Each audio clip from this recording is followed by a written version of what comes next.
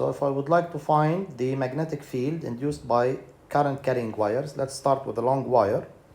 So I just simply use the right hand rule.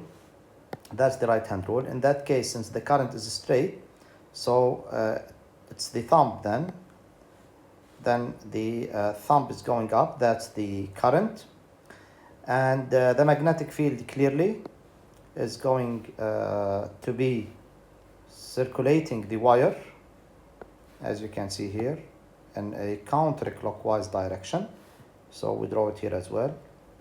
That's the current, that's the magnetic field, which means on that side the magnetic field is entering the page, and on the other side, that's the magnetic field, it's leaving the page.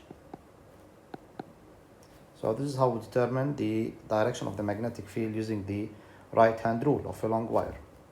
Let's go to the solenoid. If I have also a very long solenoid, again, now first I need to know the direction of the current in the solenoid. So the current goes from the positive of the battery, and we just follow the wires. So the current is going to be in this direction in the coils. Again, I use the right hand rule here.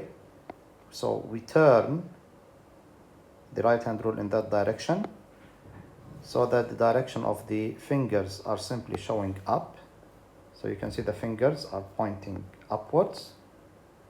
So that will be the current in that case. Then clearly the magnetic field will be the thumb in that case. The magnetic field will be the thumb. So that's the magnetic field, which means here will be the north and here will be the south.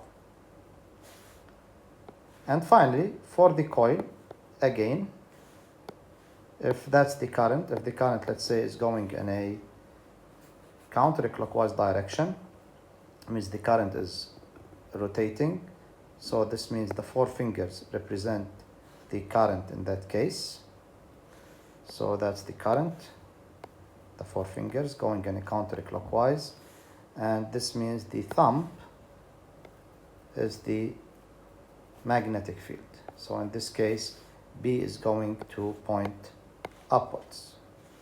So B is going to point upwards. That is B.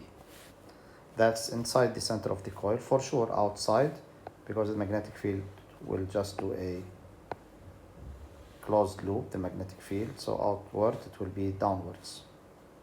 But what we care about is the magnetic field at the center of the coil. And here at the center of the solenoid, and here magnetic field created by a long wire. All of them are done simply using the right hand rule.